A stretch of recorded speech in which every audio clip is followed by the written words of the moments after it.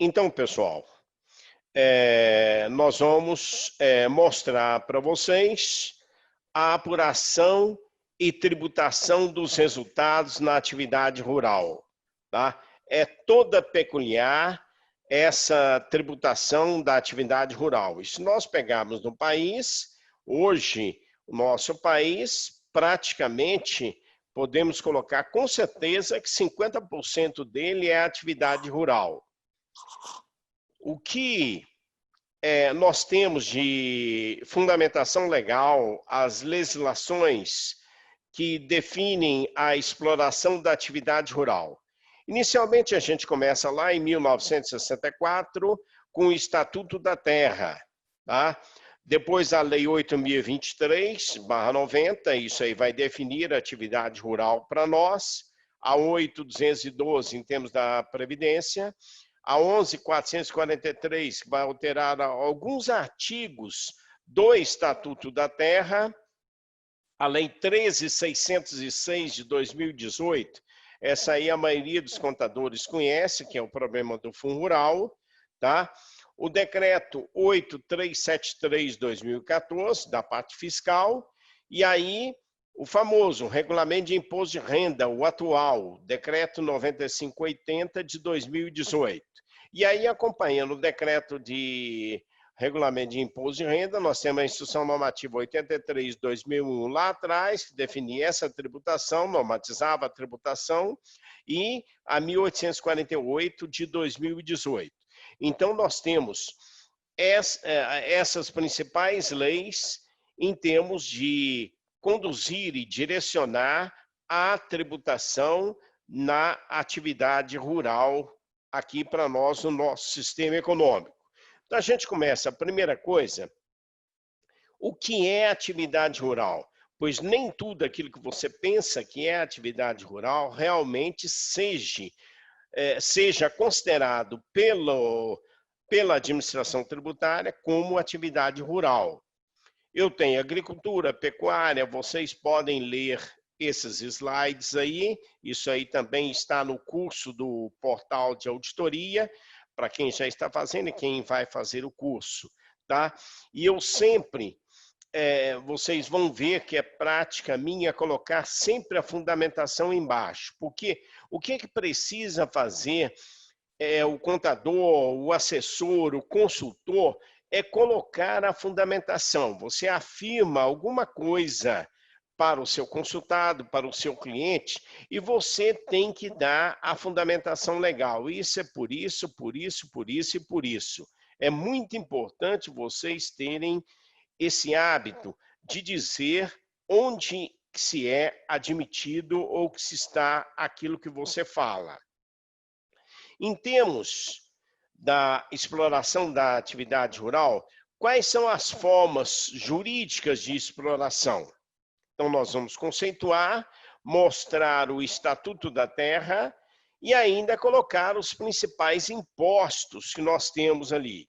E, por último, nós vamos demonstrar as estratégias societárias como ferramenta de planejamento tributário. Como é que eu posso reduzir a carga tributária que vai onerar a minha exploração da atividade rural? A exploração da atividade rural é coisa que o Brasil faz desde quando foi descoberto lá pelos portugueses lá atrás. Ela vem se desenvolvendo com mais, menos tecnologias e daí por diante. Assim, a pessoa jurídica que tenha por objeto a exploração da atividade rural pagará o imposto de renda e o adicional de acordo com as normas aplicáveis às demais pessoas jurídicas. Então, se é uma pessoa jurídica, o tratamento é igual para lucro real, lucro presumido, tá? E simples nacional. E aí tem exatamente as exceções que pega aquele que se enquadrar na Lei 8.023 dentro de atividade rural que eu defini aí anteriormente. Isso aí é o que define o artigo 477 do decreto do regulamento de imposto de renda para nós. O prejuízo que possa ser apurado pela pessoa jurídica na exploração de atividade rural poderá ser compensado com resultado positivo obtido na mesma atividade em períodos de apuração posteriores, desconsiderando o que está previsto lá no artigo 580 de 30%. Então, aí já é uma das exceções. Para uma empresa comercial, uma empresa industrial, se ela tem prejuízo no exercício e tem lucro no exercício seguinte, eu posso pegar 30% desse lucro para amortizar o prejuízo, ou seja, não ofertar para tributação.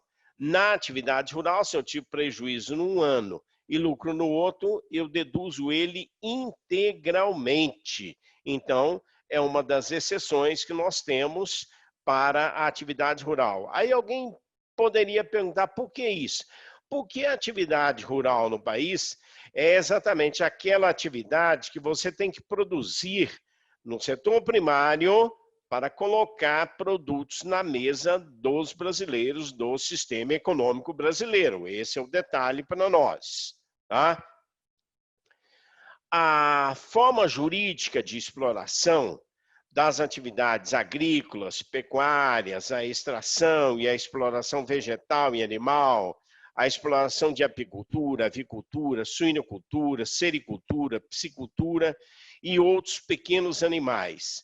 Isso aí tudo e outras mais que possam ter, e eu acredito que tenham, é definido no artigo 2º, que eu falei, daquela instrução normativa 83 de 2001. Então, você que trabalha com contabilidade rural, desculpem, vocês têm que ler estes documentos legais para que você esteja em dia e cumprindo aquilo que quer e projeta a administração tributária para nós.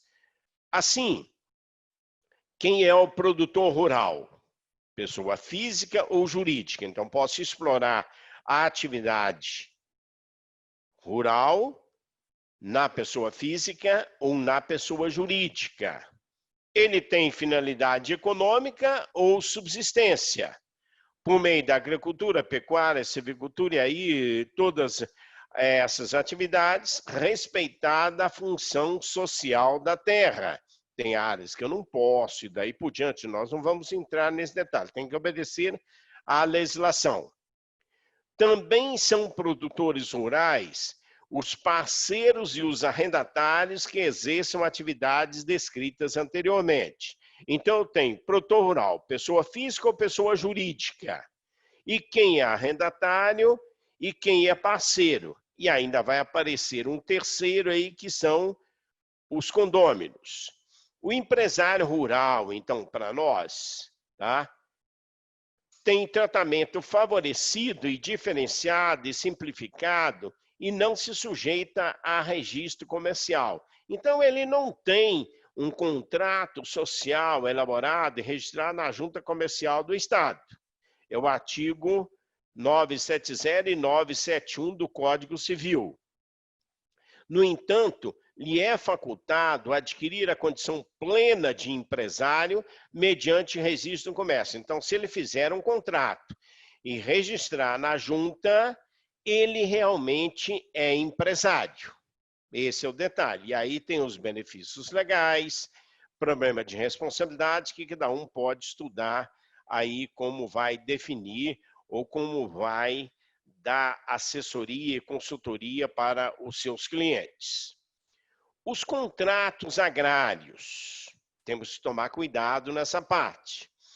A lei reconhece para o fim de posse ou uso temporário da terra entre o proprietário que detenha a posse ou tenha com livre administração de um imóvel rural e aquele que nela exerça qualquer atividade agrícola, pecuária, industrial, extrativa e daí por diante. Então, ele tem que fazer contrato. Se vai colocar alguém para explorar a sua terra, tem que exatamente estar munido desse acordo de vontades traduzido no contrato que ele celebra. E lembrando bem, contrato, para ter validade, tem que ser registrado no cartório de títulos e documentos, senão a Receita Federal não considera esse contrato como válido. Aí tá para vocês, até diferente, pode olhar, é o nosso Estatuto da Terra. Olha aí, ele é lá de 1964. Também disciplina todos os contratos que dizem respeito ao uso ou posse temporária da terra.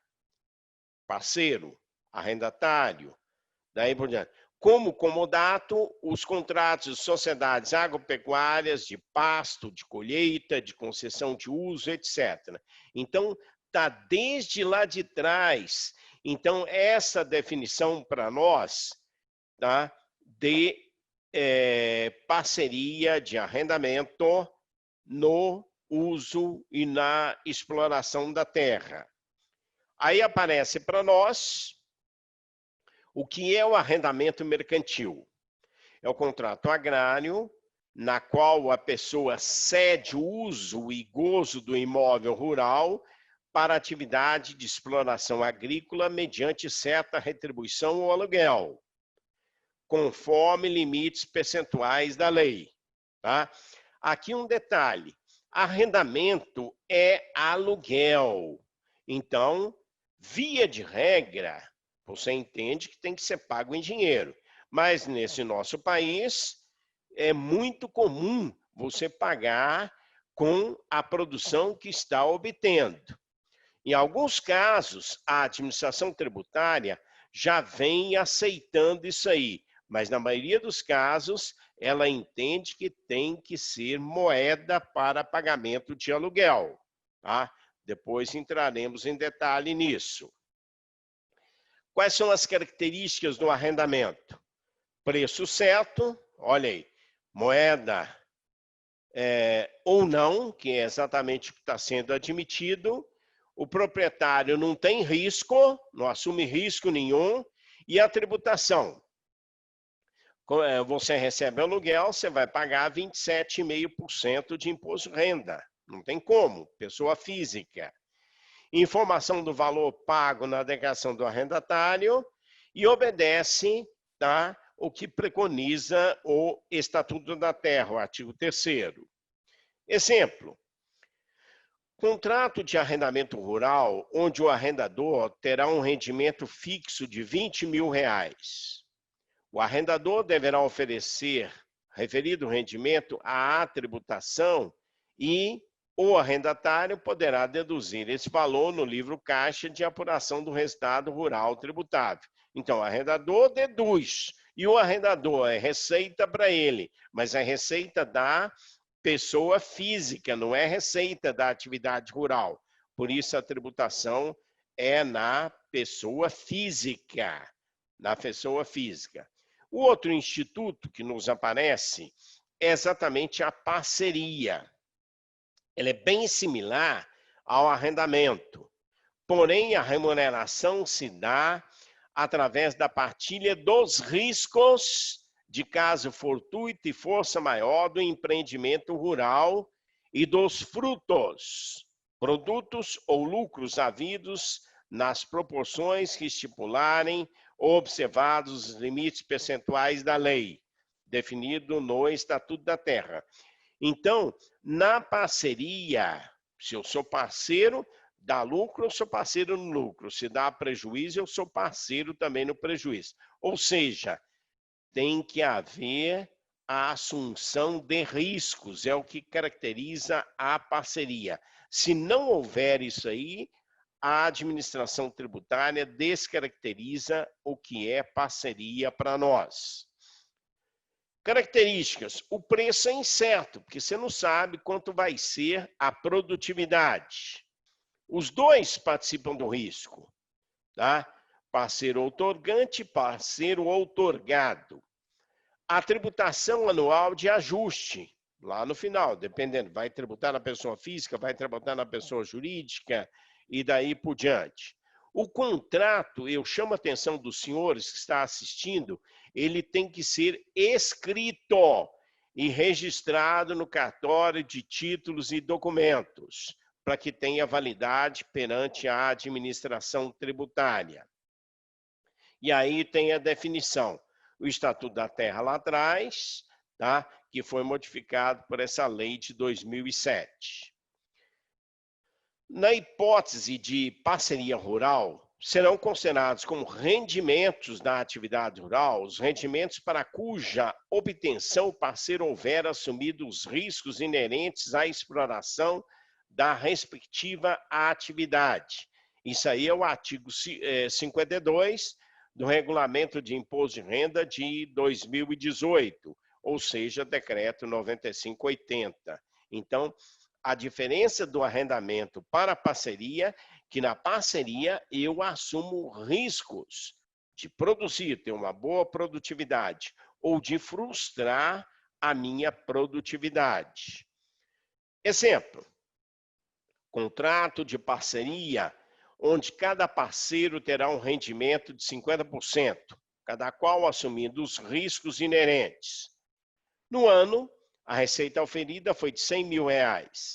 A receita será tributável individualmente a cada parceiro, 50%, tá? Que vai ser de 50 mil. Então, lógico, parceria, igualdade aqui, definiram lá, tá? 50%, então vai ser tributado exatamente desta forma.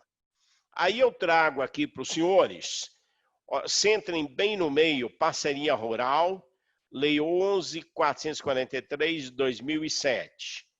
Eventual adiantamento de um montante prefixado, pode acontecer. As partes poderão prefixar qual é a participação, 50-30, 50-50 e daí por diante. No final do contrato, eu faço o ajustamento disso aqui. Então, eu tenho a parceria, olhem na esquerda de vocês, a parceria agrícola, parceria na pecuária, agroindustrial, extrativa ou mista. Eu tenho todos esses tipos de parceria aqui. Olhem na direita agora, por gentileza. Ela pode, essa partilha de riscos, pode ser isolada ou cumulativamente. O contrato, o que é o contrato? Definição em direito de contrato é o acordo entre as partes contratantes, tá? E ela é decorrente de caso fortuito. E aí, lógico, o que vai acontecer? Não vamos ter os frutos, você perde os lucros. Então, é exatamente aí. Então, esse slide traduz muito bem o que representa a parceria na exploração de uma atividade rural. E olhem no centro a fundamentação legal aí para os senhores. Aqui, os contratos. Ele está definido no Código Civil, tá? Comodato tem lá os artigos, depois vocês podem consultar, e condomínio. E eu lhes informo, é lícito às partes estipular contratos atípicos, diferentes desses daí, tá? Definido também no Código Civil, tá? Muito bem. E aí aparece para nós no direito rural, no direito agrário, tá? O arrendamento e a parceria, que é exatamente aí. Então, aí, para quem cuida de prestar assessoria, consultoria, os escritórios de contabilidade, toda a fundamentação legal que os senhores precisam para o exercício de suas atividades no dia a dia, essas informações são muito úteis para os senhores. Depois procurem ler esses artigos e detalhar isto aí para vocês. Aí vem os contratos da atividade rural, peculiaridades, implicações e riscos. Vamos analisar detidamente isso aqui. E lógico que isso aqui, quem já é nosso aluno, cursista, no portal de auditoria em contabilidade rural, já está fazendo isso aqui e começou lá no início. Isso aqui é praticamente só a tributação. Contratos de arrendamento e parceria, eles são semelhantes na natureza jurídica. É contrato, acordo entre as partes, mas eles são diferentes na forma de remuneração. Por que diferente? O arrendamento, eu pago aluguel. A parceria, eu assumo riscos. Guardem bem isso. Olhem agora, arrendamento.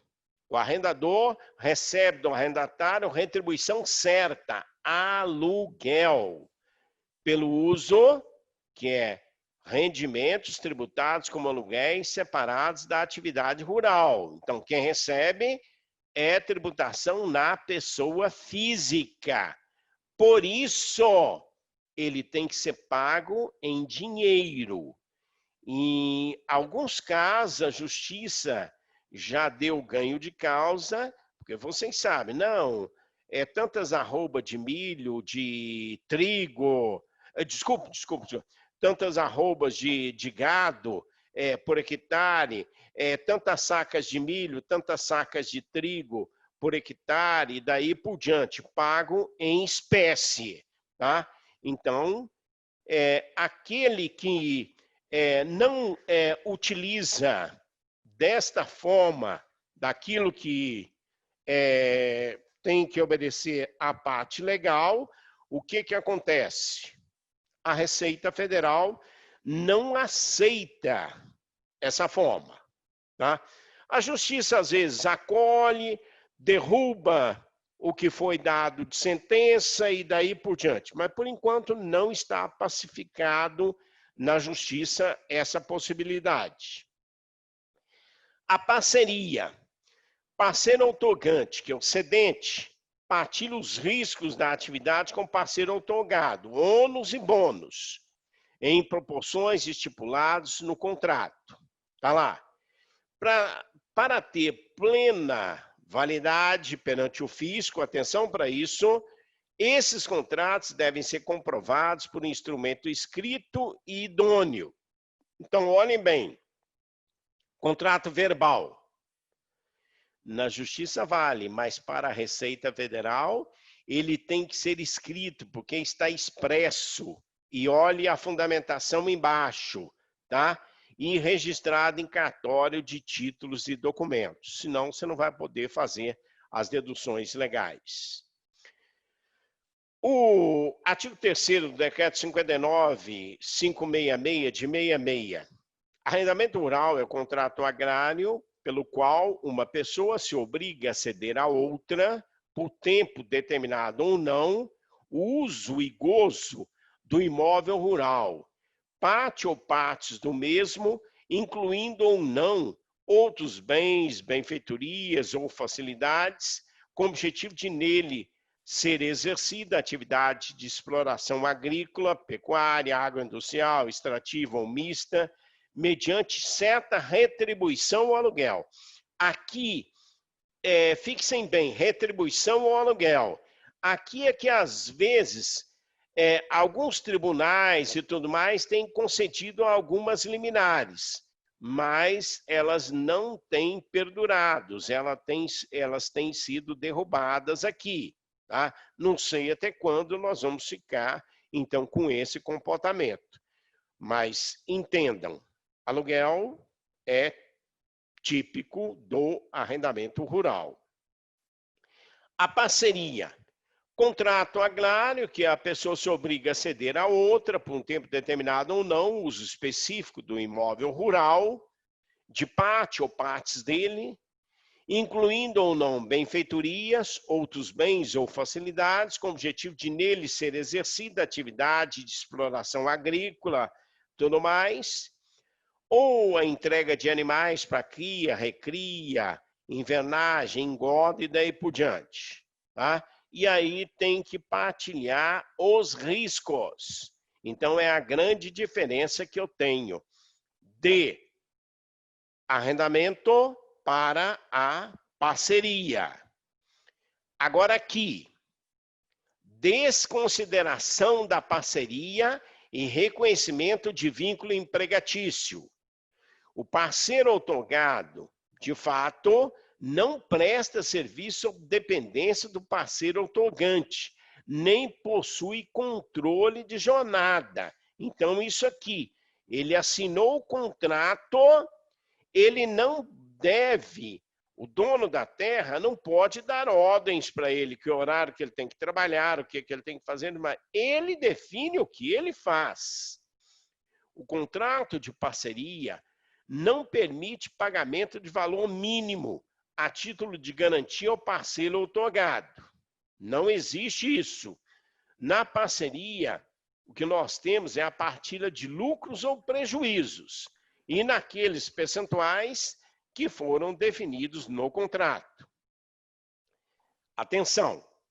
Se houver indícios e provas de que o parceiro outorgado, com o propósito de mascarar a existência de uma relação de emprego, presta serviço sob dependência do parceiro outorgante, entre outras evidências que comprovem a relação de emprego, poderá haver descaracterização do contrato de parceria e reconhecimento de vínculo empregatício. Muita atenção para esse último parágrafo desse slide que eu estou exibindo para os senhores. Aqui é que reside o problema, porque muitos e muitos proprietários rurais, com a finalidade de não recolher determinadas contribuições, fazem um contrato de parceria. E, na realidade, não é contrato de parceria. E, às vezes, leva para acontecer isto aqui. Então, muito cuidado.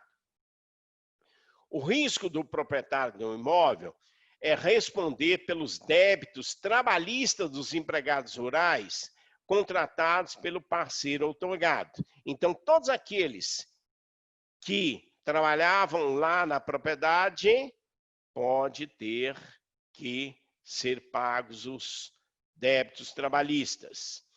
Tem também a responsabilidade subsidiária ou mesmo solidária, partindo da premissa da essência da parceria, porque descaracteriza-se aquela parceria e torna exatamente relação de emprego. Risco do novo parceiro outorgado responder pelas dívidas trabalhistas do antigo parceiro outorgado. Então, venceu o contrato de parceria com um parceiro outorgado, entra outro, e aí os empregados dele entrar com reclamatórias trabalhistas contra o anterior. E aí é o que caracteriza para nós, vocês sabem muito bem, no direito trabalhista, a sucessão trabalhista. Então, gente, muita atenção nisso aqui, contadores, assessores, consultores, proprietários rurais e daí por diante. Tem que se fazer a coisa certa, por isso vocês estão fazendo esse curso de contabilidade rural do portal de auditoria, para que realmente vocês possam receber todas essas informações e aplicar de forma consciente a legislação e não sofrerem autos de infração ou ser responsabilizados por reclamatórias trabalhistas. Na desconsideração da parceria rural e reconhecimento de vínculo empregatício, caso o contrato exista, haverá nulidade do contrato em reconhecimento do vínculo. Se houver indícios e provas de que o parceiro outorgado, com o propósito de mascarar a existência de uma relação de emprego, presta serviço sob dependência do parceiro outorgante, possui controle de jornada, entre outras evidências que comprovem a subordinação, haverá descaracterização do contrato de parceria e reconhecimento do vínculo empregatício. Como é que acontece isso? Ah, não, você tem que chegar aqui na propriedade 7 horas e trabalhar até às 17 horas. Essa semana você vai cuidar daquele talhão ali, a semana que vem daquele lá e daí por diante. Existe comando, tá? Ordens. Como a essência da parceria pressupõe partilha de lucros e prejuízos nos percentuais definidos contratualmente, não são permitidos valores de garantia ao parceiro outorgado. Então, não existe. O resultado é que eu apurar lá no final. E aí, não apurou lá no final, pelo que você combinou, então você irá repartir esses resultados, seja lucro ou seja prejuízos. O condomínio, Ô, professor, deixa eu diga. fazer uma pergunta aí. Sim. Em relação a esse contrato de parceria rural, que o pessoal acaba usando muito esse contrato na prática aí para não caracterizar o arrendamento e a tributação em si do arrendamento. Qual que seria a recomendação em si que o senhor passa para os contadores em si que estão no meio dessa relação jurídica aí, né, entre o produtor, o arrendante e o arrendatário? O que o senhor passaria de recomendação a mais aí no caso para que caracterize em si essa relação de parceria rural? Que realmente elabore o contrato, vejam as responsabilidades do outorgante, do outorgado, que o outorgante não exerça comando sobre o outorgado que determine o que ele tem que fazer. Não, ele faz segundo o seu planejamento, como ele quer desenvolver a exploração daquela área. E aí, no final, o resultado que obteve, ele apresenta e reparte segundo os percentuais definidos do contrato. Que este contrato seja escrito, assinado, duas testemunhas e registrado no cartório de títulos e documentos para ter validade. Isso é o básico. E esse slide que eu estou projetando agora, vocês estão vendo, é que é o maior problema. Porque se você não obedecer o que está exatamente no Estatuto da Terra, nesse artigo 96, que é a regulamentação do Estatuto, parágrafo 4º, você pode ser pego numa desconsideração do contrato e reconhecimento de uma relação de vínculo empregatício. Mas no caso, por exemplo, se eu entrar com a terra e o empreendedor entrar com a mão de obra para fazer, e eu fixar essa parceria em quantidade, fixar em sacos de soja, por exemplo, ele é descaracterizado essa parceria ou Você não pode isso não fixar tem? a quantidade, porque aí você estaria fixando o resultado. Você tem que chegar ao final da safra, colher, e você determina a tua participação. Não, participação é 50% do outorgante, 50% do outorgado. E aí lá no final você divide. Na parceria você divide aquilo que colheu. Tá? Certo. Não, tranquilo. É que essa é uma questão muito corriqueira, né? Essa parceria rural aí para poder fugir da tributação do 27,5 do imposto de renda, né? Do Exatamente. Por quê? arrendante. 27,5. Arrendamento. Arrendamento é aluguel. Não é atividade rural. Eu defini atividade rural no início exatamente por isso, tá? Que é a lei 8.023, tá? Então aí a pessoa física recebe e aí ela é tributada nos 27,5. E aí o pessoal, o que que faz? Corre para a parceria, mas descaracteriza a parceria rural. Exato. É só convidar o pessoal ali que quem quiser fazer pergunta por áudio, tem uma que você pode levantar, sinalizar a mão ali na plataforma mesmo. E aí eu habilito o microfone aqui, o pessoal pode fazer a pergunta por áudio mesmo.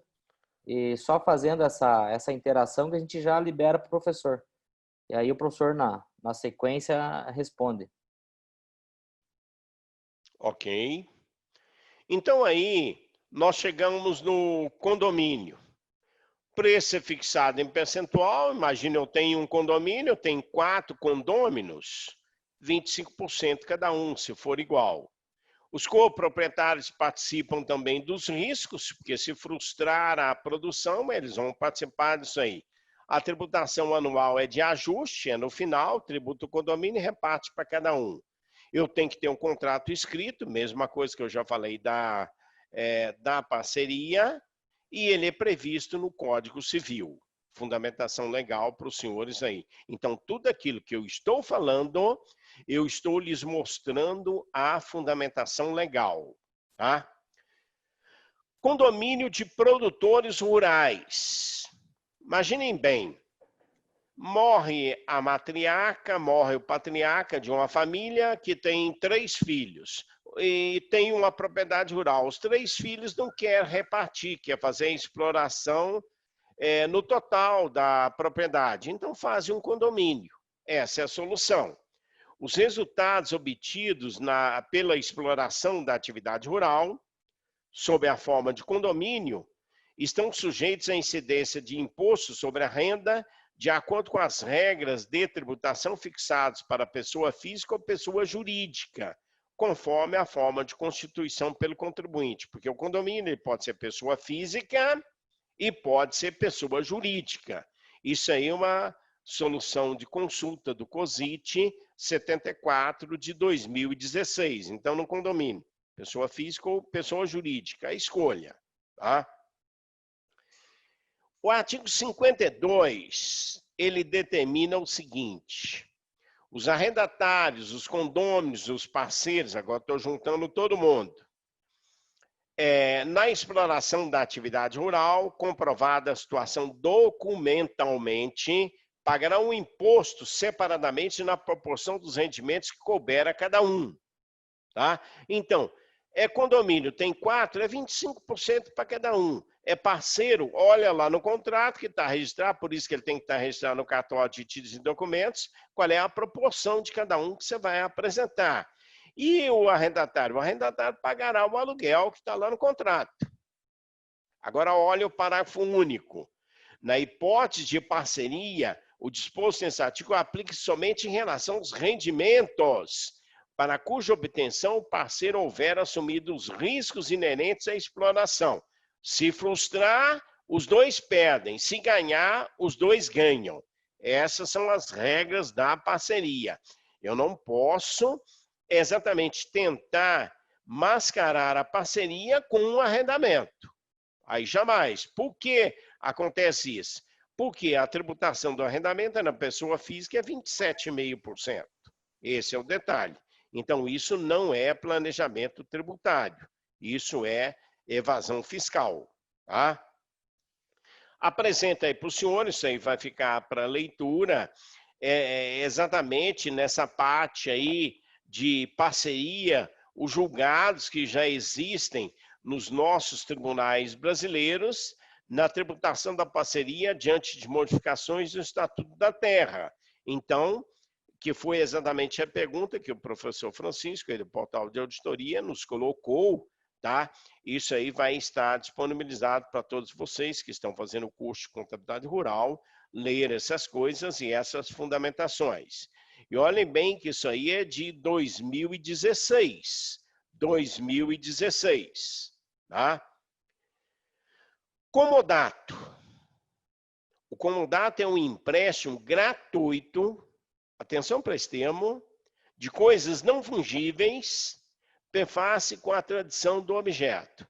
Então, é quando você passa alguma coisa, cede uma área para alguém explorar sem cobrar nada. Tá? Ficam isentos do imposto de renda os seguintes rendimentos percebidos pelas pessoas físicas: o valor locativo do prédio construído quando ocupado por seu proprietário ou cedido gratuitamente para o uso do cônjuge ou de parentes de primeiro grau. Então, aquele que é cedido por comodato não tem tributação. Não tem tributação porque não tem valor. Então, se não tem valor, como é que eu vou tributar? Não existe. Tá? Então, o comodato ali. Mas quem faz comodato? Antigamente, é o que nossos pais, nossos avós diziam, é coisa de pai para filho. Só existe praticamente nesse sentido aqui. Se vocês pegarem a declaração de imposto de renda pessoa física 2019, 2018, e vai estar agora nessa que estaremos entregando até o dia 30 de junho, tá? Qual o tratamento tributário do valor locativo do imóvel cedido gratuitamente? Aí uma informação para vocês. O valor locativo de imóvel cedido a terceiro é tributado na declaração de ajuste anual, devendo ser informados rendimentos tributáveis recebidos de pessoas jurídicas, não se sujeitando, portanto, ao recolhimento mensal do Canelião. Tá? O valor tributável corresponde a 10% do valor venal do imóvel. Então, tem uma forma que a Secretaria da Receita Federal faz. Não existe incidência de imposto quando o imóvel for ocupado por seu proprietário ou cedido, atenção, gratuitamente para uso do cônjuge ou seus parentes de primeiro grau. Se ele é comodato, não tem imposto sobre ele. Tá? Agora, eu lhes apresento... Professor, eu gostaria de fazer uma pergunta a respeito disso aí. Pode falar. Como que é a sua posição em relação a algumas holdings aí que o pessoal faz, algumas holdings patrimoniais, e eles colocam um contrato de comodato da holding patrimonial para com o CPF da pessoa lá, para a pessoa explorar na pessoa física, no caso. Qual que seria a sua posição a respeito disso? Normalmente, as holdings pegam exatamente os bens patrimoniais e ela vai administrar. Então, eles colocam aqueles bens patrimoniais em comum e vê o percentual de participação de cada um. Muito comum acontecer a holding familiar, em que se ali constitui exatamente a holding para administrar, mas você tem uma empresa que vai fazer a exploração e ela é tributada. Ela é tributada na pessoa jurídica, E normalmente eles escolhem lucro real, porque no lucro real eles vão abater todos os custos e despesas. E aí tem uma tendência de a tributação ser menor. E aí, face à distribuição, tá, de dividendos ou a remuneração do capital próprio que cada um entrou. O que a gente recomenda? Juros sobre o capital próprio, que é a melhor forma de utilizar, porque a empresa deduz o valor que está pagando de juros, é dedutível na jurídica, e você, aquilo que está recebendo da remuneração do capital próprio, você paga imposto de renda de 15% a 22,5%. Não vai pagar 27,5%, você paga 22%. Já é uma forma incipiente de planejamento tributário. Mas no caso, por exemplo, da holding, onde ela fica somente com os bens imóveis, e aí ele cede um contrato de comodato, eu já vi isso na prática, um contrato de comodato para o sócio da holding, por exemplo, explorar essa atividade rural na pessoa física. Como é que o senhor entende essa relação?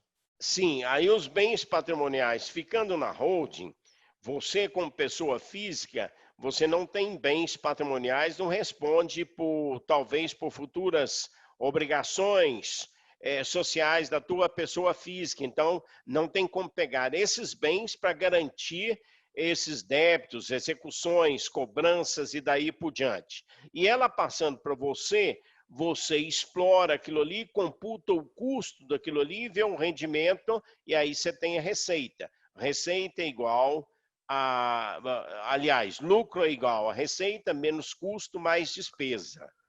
Tá? É isso que é feito. Certo. Pessoal, Okay? quem quiser fazer perguntas aí pode levantar a mão que eu vou tentar habilitar aqui. Até teve um pessoal que pediu, mas eu não sei se eu consegui habilitar corretamente. Quem quiser aproveitar o ensejo aí. Já tem perguntas? Ou quiser colocar no chat aqui também, eu já repasso para o professor. Continuo? Pode seguir, professor. Tudo bem. Os principais tributos incidentes na atividade rural.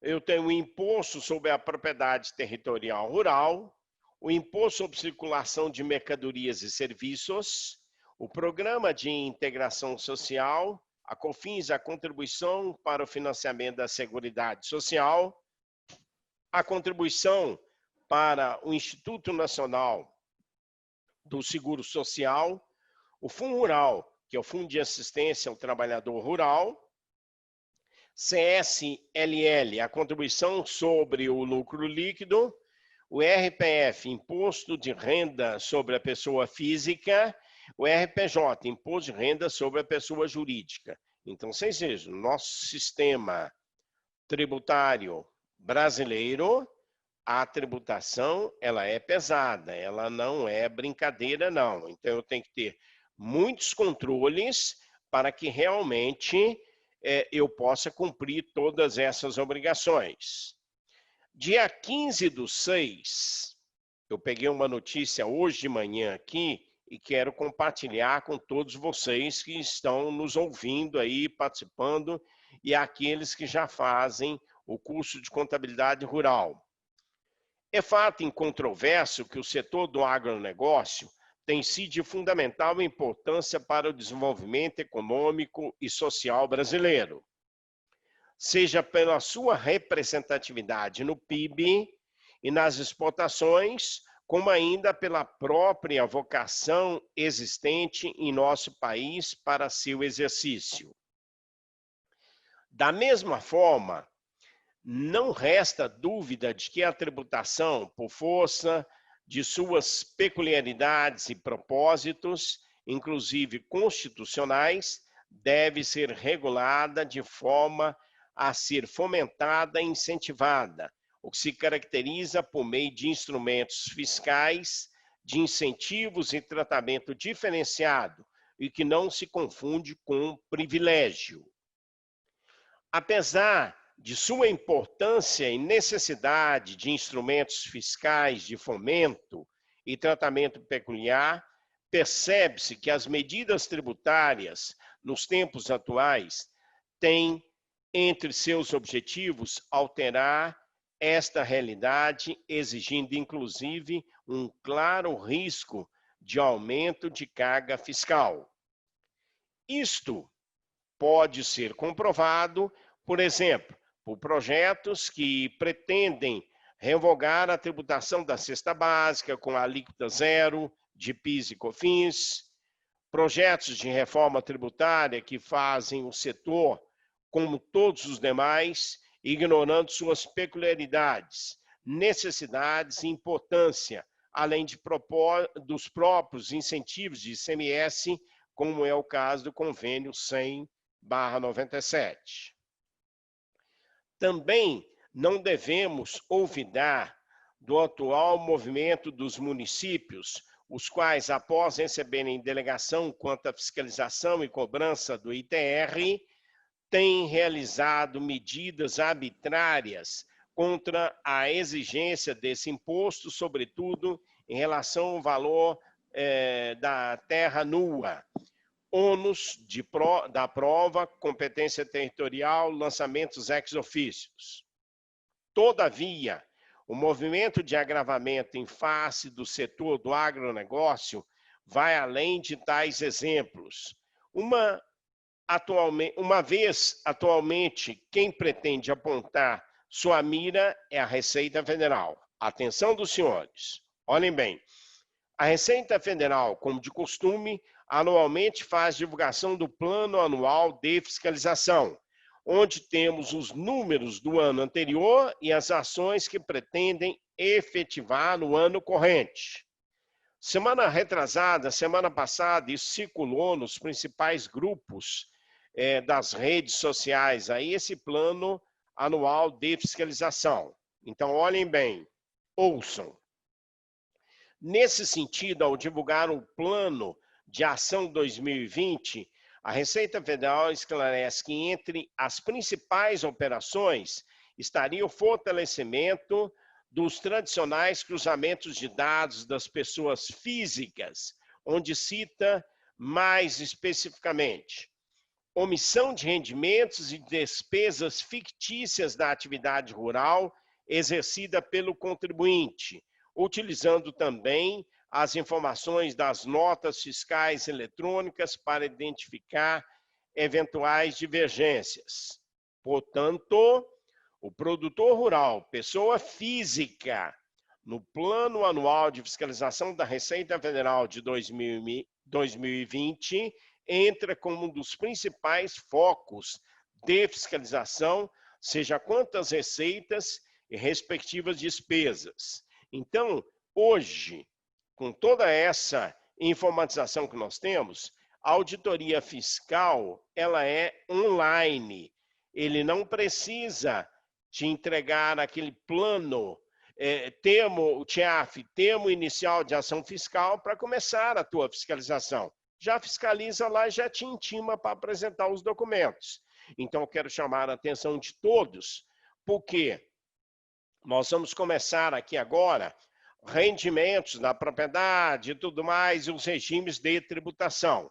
Mas pelo andar do horário aqui, eu não sei como é que está a programação do professor Francisco, se a gente para nesse ponto aqui, depois continua isso aqui na próxima vez que os nossos alunos vierem, ou vamos então partir para responder as questões que vocês estão apresentando.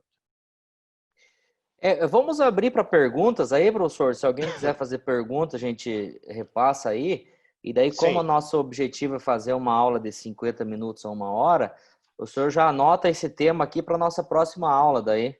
Sim, a gente já começa aqui nos rendimentos aqui, o que entra, o que não entra, já fica marcado para a próxima aula a partir daqui.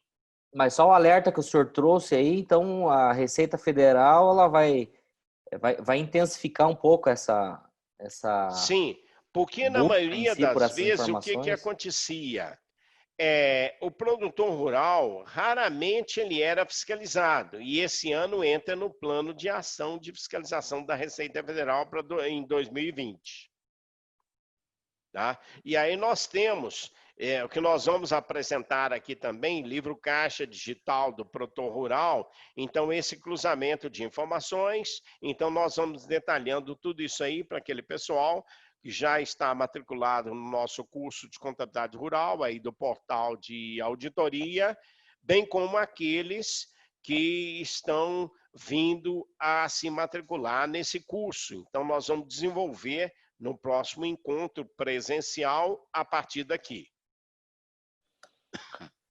Tá jóia então, professor. Como o pessoal aí não se manifestou com mais questionamentos, eu gostaria aí de agradecer a sua disponibilidade, professor, e também reforçar em si que esse material completo em si já está na nossa plataforma, né, com as videoaulas, e tem um material didático que o senhor fornece aí de quase 500 páginas, né, que faz parte do conteúdo em si que o senhor já elaborou nos seus anos de carreira aí, né, como professor e consultor.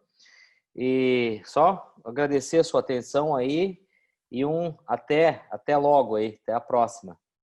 Ok, muito obrigado. Gostaria de agradecer a todos vocês. Esse número aí, eu vi que 1 hora chegou, um número muito expressivo que estão nos assistindo agora, tá?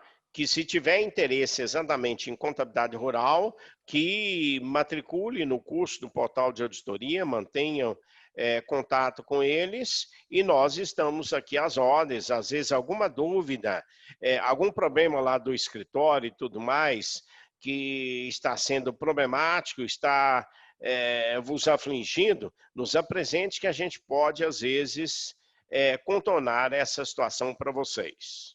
Ok? Muito obrigado a todos vocês aí. Bom trabalho e dúvidas nos mande.